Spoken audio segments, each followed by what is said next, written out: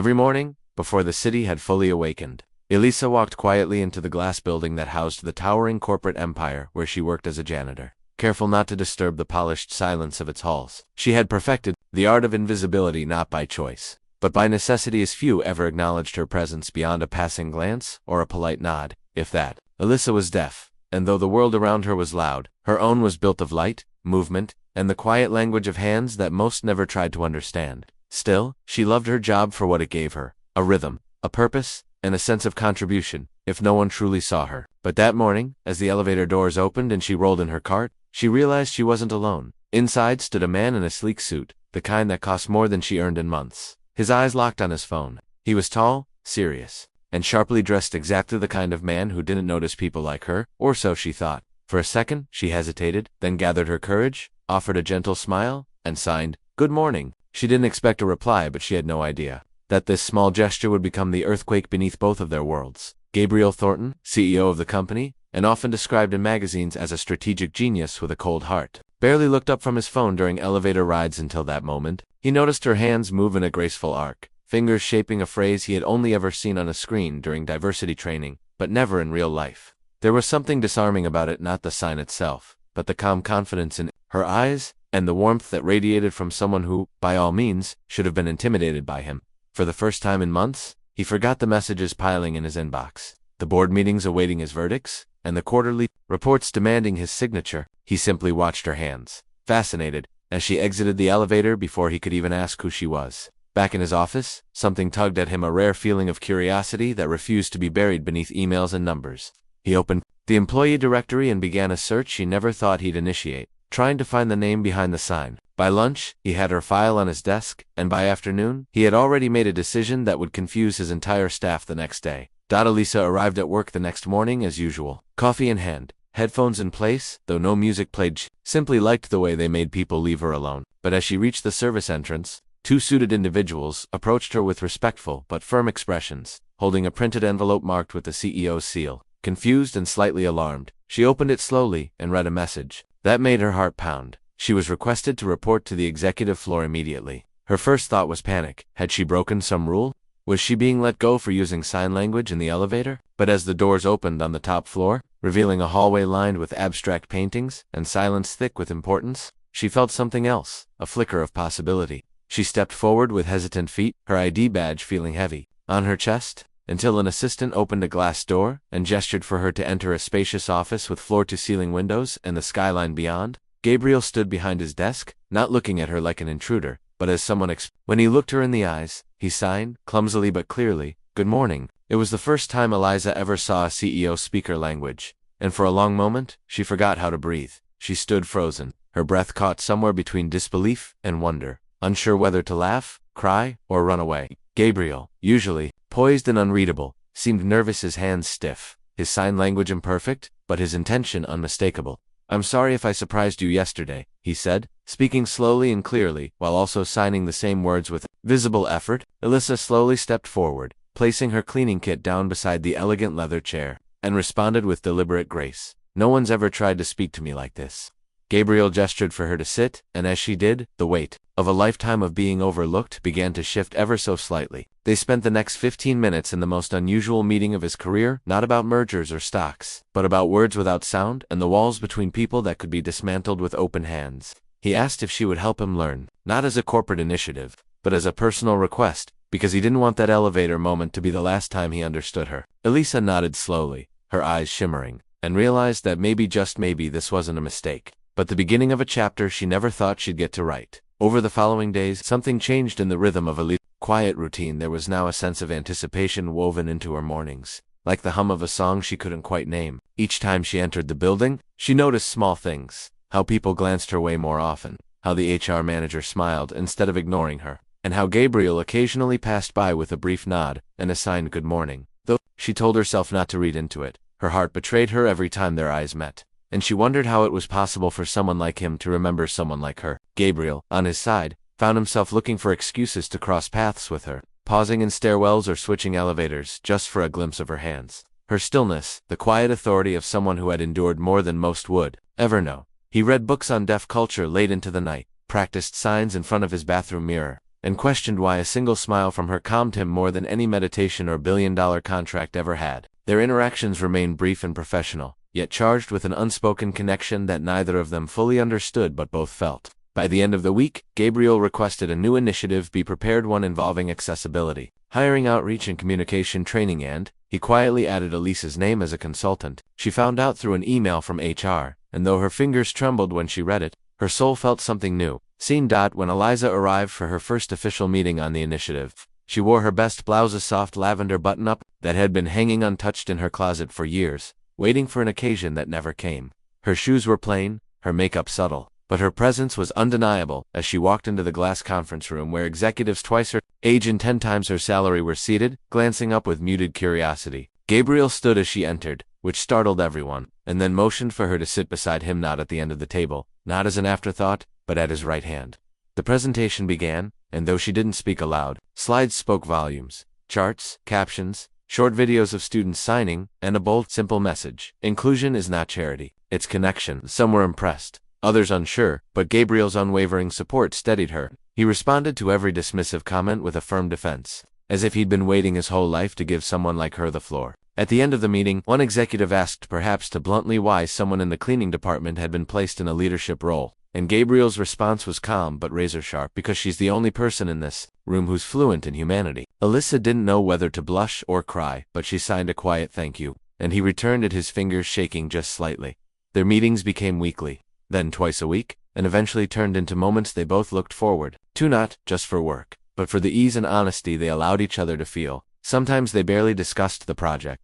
Instead, Gabriel would ask about her childhood, her favorite poems, what silence sounded like to her, and Eliza, in turn, asked what it felt like to hold power and still feel lonely. He told her stories of boardroom wars, growing up with money, but little warmth, and the constant pressure of being admired but rarely known, and she listened, not just with her eyes, but with a presence that made him feel human. They began sharing inside jokes through signs, notes on napkins during coffee breaks, and late-night texts with emoji stories when words felt too formal. One afternoon, during a storm that darkened the entire skyline, the lights flickered in his office, and without hesitation, Eliza lit a candle from her bag and signed, "You don't always need electricity to see." He laughed, not a shallow corporate chuckle, but a real, tired, grateful laugh, and something between them shifted, deeper than friendship, more fragile than love. Still, neither dared to name it, afraid that reality would crush what they had so delicately built. But that didn't stop the way they looked at each other, as if every unspoken word between them already had meaning.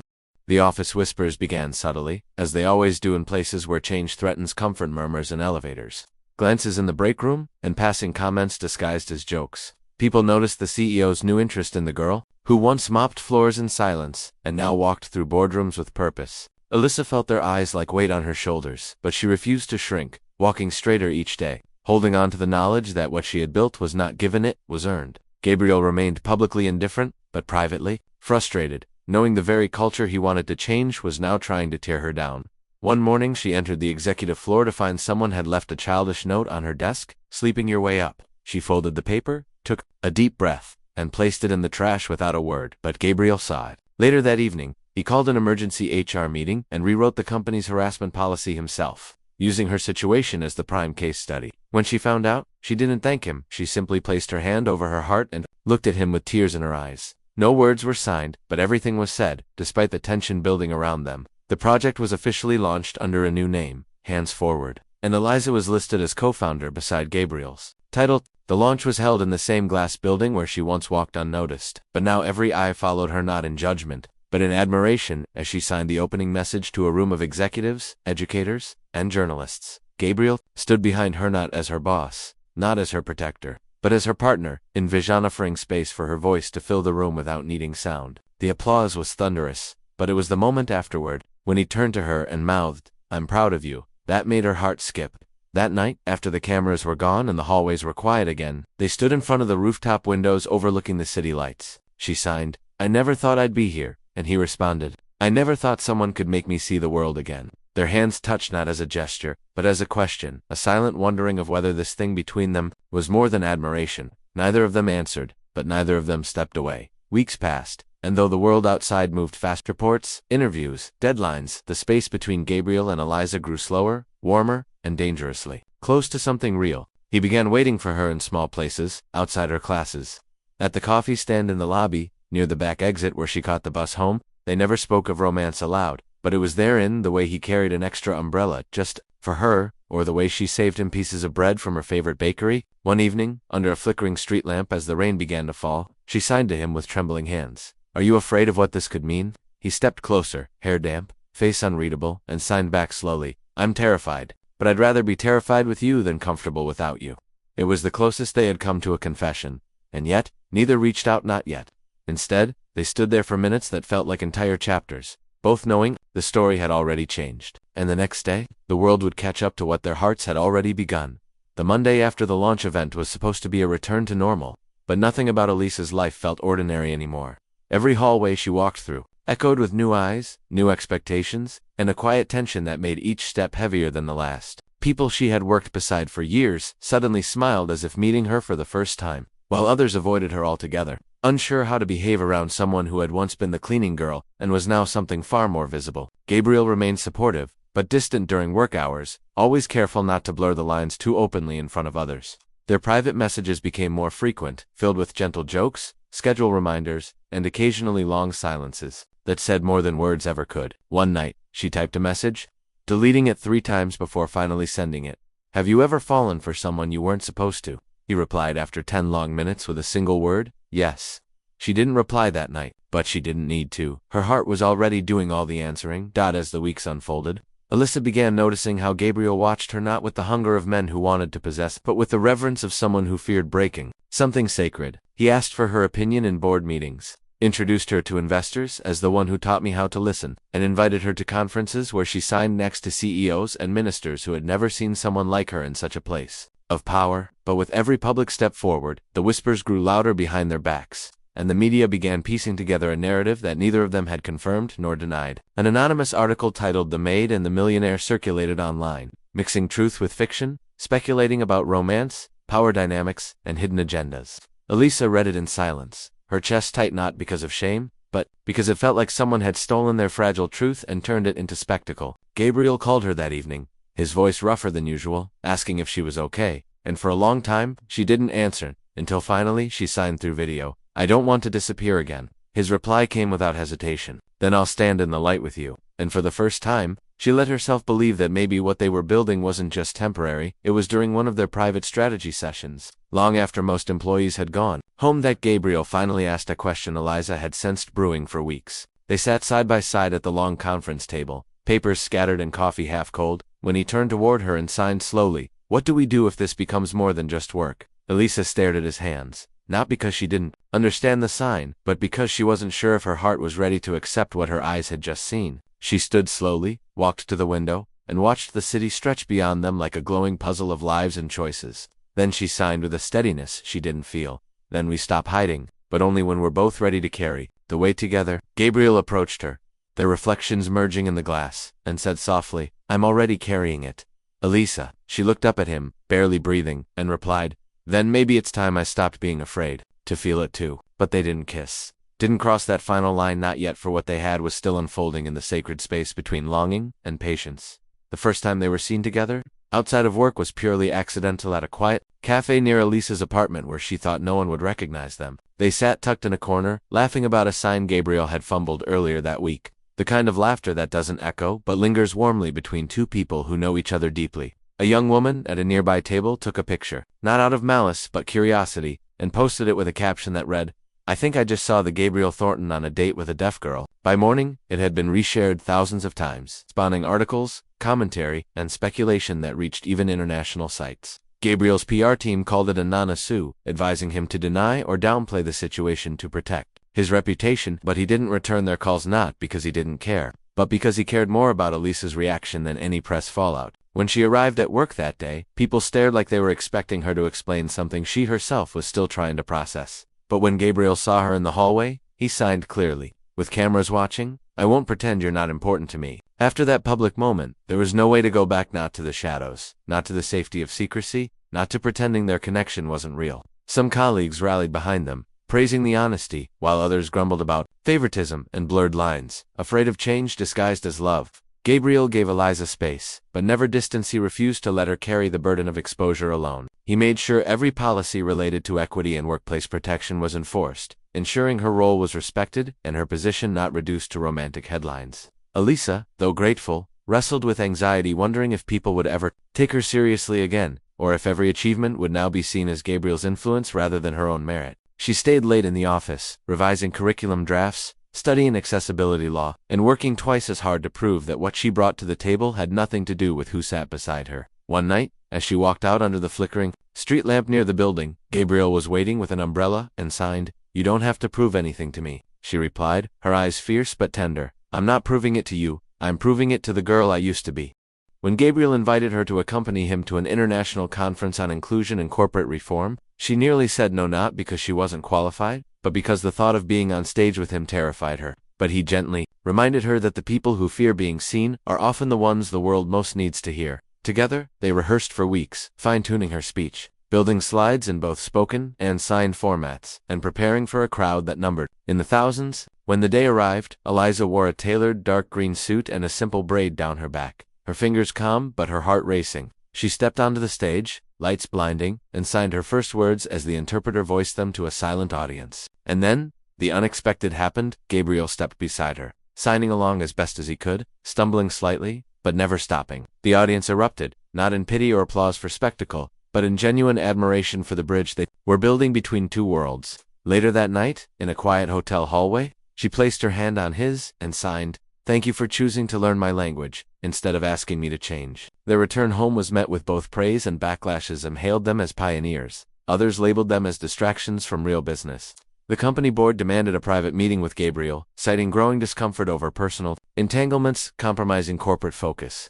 Gabriel listened patiently, but the moment one of them referred to Eliza as a janitor who got lucky, he stood up, collected his papers, and said with ice in his voice, "She didn't get lucky. You just never bothered to look deep enough to see who she truly was." He submitted his formal leave of absence the next day, shocking the media and sending stock prices into brief chaos. But he didn't care, not about titles, not about control, not if the cost was silencing the woman who made him feel alive. Elisa met him outside his office that evening, confused, her hands trembling as she signed, "Why would you give up everything for me?" He cupped her face gently, signing with deep clarity, "Because for the first time, I know what everything actually means." And in that moment, she let herself fall not into fear, but into the trust of someone who had already chosen her long before. She'd been ready to believe it. They spent the next weeks away from headlines and city pressure, retreating to a small town where no one cared who Gabriel Thornton was or where Eliza had come from. They walked markets hand in hand, taught local children's signs under banyan trees, and rediscovered a rhythm that had nothing to do with deadlines or press releases. Elisa found herself laughing more, dreaming out loud, and sketching ideas for a nationwide educational initiative that would provide sign language classes in public schools. Gabriel, for the first time in years, felt something close to peace, realizing that love wasn't supposed to compete with ambition, it was meant to expand it. At night, they lay side by side under open skies, her head on his chest, his fingers tracing gentle signs into the air between them. He told her stories of his childhood fears, she signed about hers, and together they rewrote the narrative of who they could be. In that quiet rural stillness, where nothing was expected of them except to breathe, they began planting the seeds of something much bigger than either of them, and for the first time, both dared to believe that love didn't have to be loud to change everything. When they returned to the city, Elisa was different, not in her identity, but in her confidence, her vision now sharpened by love, loss, and growth. She took the lead in launching the Language Without Limits initiative, traveling to schools, signing with children, and appearing in national campaigns that celebrated communication in all its forms. Gabriel supported her quietly, no longer at the center of attention, but always at her side. His role now won a foundation rather than spotlight. The media still followed them, but with less scandal and more curiosity, as if the world had finally begun to see them not as a strange pairing, but as something rare and beautiful. Elisa gave her first TED Talk, standing alone on stage, and began with these words, "My first language was silence. But someone saw me and now, I speak with my whole soul." The standing ovation was immediate, but it was Gabriel's quiet tears in the front row that meant more to her than all the applause in the world. That night, as they danced barefoot in their living room, she signed, "Do you still think this was all an accident?" And he shook his head, pulling her close, replying aloud and in signs, "No. I think it was the first thing in my life that ever truly made sense." As the anniversary of their elevator meeting approached, Gabriel planned something simple but unforgettable, a quiet dinner on the rooftop of the building where it all began. The table was set with her favorite dishes, a small candle between them, and a view of the city lights below that shimmered like stars waiting to be touched. They sat in silence for a while, comfortable in the stillness they had made sacred, remembering who they were before everything changed. Then he took her hand, placed something small and velvet in her palm, and waited. She opened it slowly, revealing a ring as understated as it was breathtaking, and looked at him with wide eyes. Gabriel signed with perfect clarity, no stumbles this time, no hesitation. "I don't want to spend my life speaking a language you can't hear. I want to speak yours." Tears slipped silently down her cheeks as she signed back. "Then let's build a life where no one ever has to go unheard again." And with that, the final wall between them fell not with noise, but with love that needed no sound. The news of their engagement was announced, not with a press release or a flashy photo shoot, but with a simple video posted on Elisa's accessibility campaign page. In the video, Gabriel signed the entire message himself, word for word, his hands not as perfect as hers, but steady with love, conviction, and vulnerability. He introduced Elisa as his partner, not just in life, but in vision, and said that, together, they would continue fighting for a world where silence was never mistaken for weakness. The video went viral within hours, not because of shock value, but because it reminded people that love can look different and still be powerful beyond words. In a world that often demanded noise to recognize importance, they had created a story, told through stillness, intention, and connection. Corporate executives, schools, and even political figures began contacting Eliza, seeking her guidance on inclusive policy not just as a symbol, but as a leader. She no longer walked through doors wondering if she belonged now. People made space for her before she even entered. And beside her, always a step behind but never out of reach, was Gabriel, no longer the CEO of the company, but of his own life. The wedding was held in the spring, in a quiet garden just outside the city, surrounded by blooming lavender, and a small crowd of people who understood the value of silence and sincerity. There were no loud speeches, no dramatic toasts, only hand signs, warm glances, and a string quartet playing soft music in the background. Elisa wore a gown that flowed like water, simple and elegant, with a pattern of hand signs stitched along the hem in silver thread. Gabriel wore a classic black suit with a pin on his lapel shaped like an open palma, tribute to the language that brought them together. Their vows were signed, not spoken, and every person in attendance had received a small guide to read along, ensuring that no moment was missed or misunderstood. When they kissed, it wasn't loud or dramatic, but the kind of kiss that settled deep into the bones and made people believe in forever. As they walked back up the aisle, hand in hand, petals fell gently from above, and the only sound was a collective breath, the sound of 100 hearts exhaling in joy. And though they didn't say a word, everyone there heard the love between them louder than any wedding bells could ever ring. After the wedding, they took a sabbatical together, not to escape, but to reflect and recharge before taking on the world again. They traveled through small towns, rural villages, and schools in underserved communities, teaching children and parents how to sign, offering tools for connection in places where silence had been mistaken for emptiness. In every town they visited, they left behind books, learning kits, and most importantly, belief that anyone could be heard if someone was willing to listen. Gabriel learned to navigate life without constant schedules, learning how to sign fluently from morning routines to bedtime stories, often stumbling with humor and patience.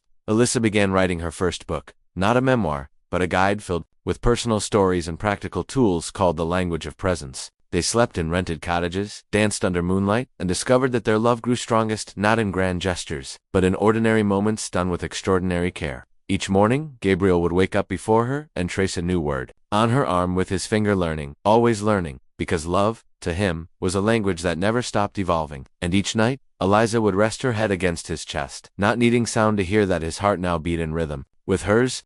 By the time they returned to the city, Elisa's book had reached the bestseller list, and their educational nonprofit had opened branches in 5 different states. She became a guest speaker at universities and policy summits, her story no longer framed as inspiring, but as a model for systemic change. Gabriel remained intentionally behind the scenes, managing operations, mentoring new leaders, and ensuring Eliza was given the stage she deserved. Though some tried to frame him as the man who gave her success, most now understood he was the man who stepped aside so her success could be fully hers. They bought a modest home with a large garden, where children from the neighborhood often came to play, learn signs, and hear stories in the quietest, kindest voice they'd ever known. Their house was filled with chalkboards, fresh flowers, handwritten notes, and soft lighting, a sanctuary of growth, love, and intention. That home sound wasn't the dominant force, presence was, and every guest left feeling heard, even if no words had been exchanged. And within those walls, Gabriel and Eliza lived not like a couple from headlines, but as 2 people who had made a decision to show up for each other, again and again,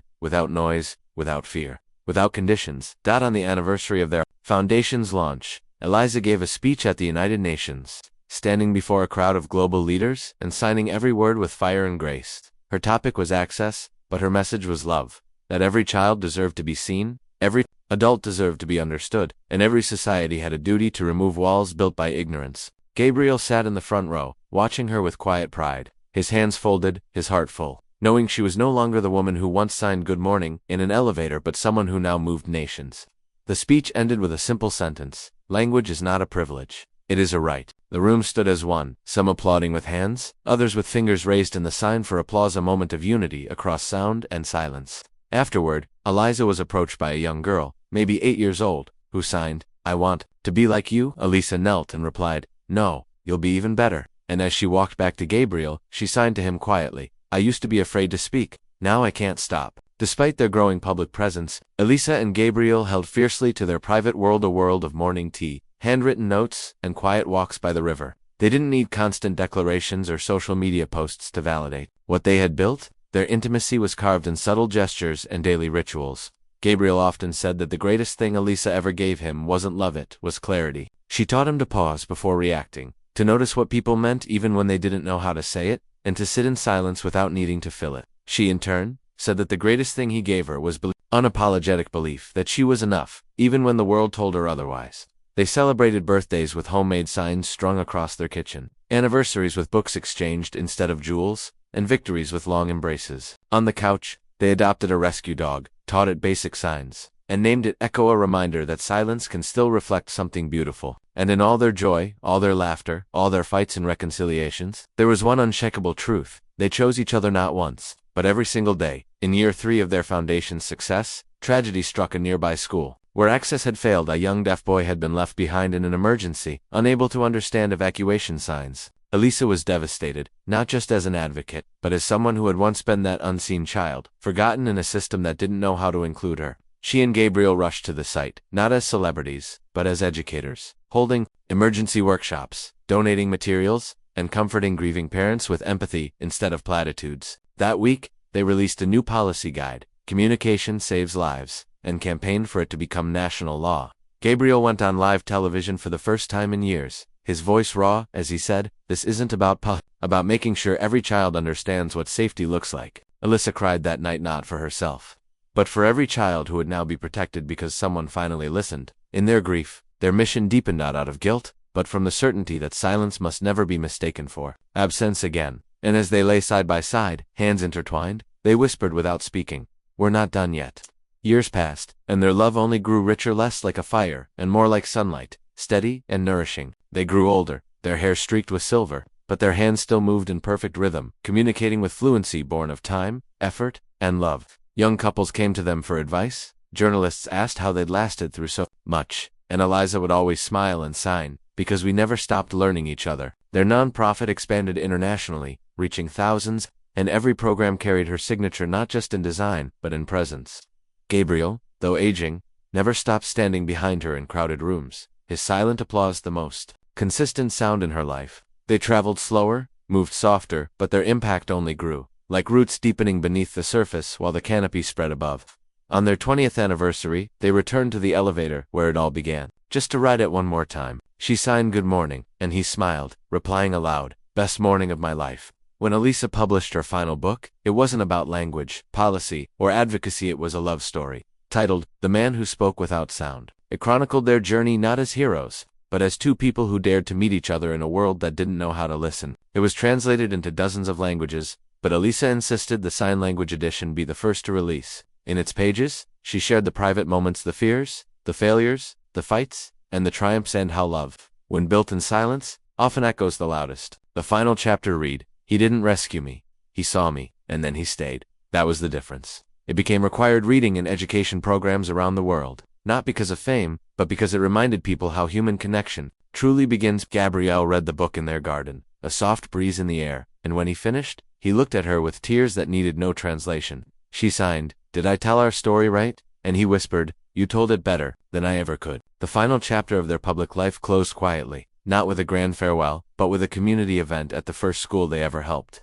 Children signed songs under paper lanterns, families laughed in 3 languages, and a mural of Elisa and Gabriel covered the school wall, hands reaching, touching, communicating. At the edge of the playground, they sat side by side, older, wiser, and utterly content, watching the legacy they had planted take root in hearts they'd never meet. A young teacher approached and asked what advice they had for the next generation, and Elisa signed simply, "Don't wait to be seen, speak with your hands, your eyes, your whole heart." Gabriel nodded and added, "And when you find someone who understands you without needing sound, don't let them go." They stood hand in hand as the sun set, no longer afraid of what came next, for their story had already changed lives beyond their own. As they walked toward the gates, a child signed "Thank you" from across the field, and both stopped to sign back in unison. And that's how they left, not with applause, not with fame, but with love echoing in every silent, sacred space they touched.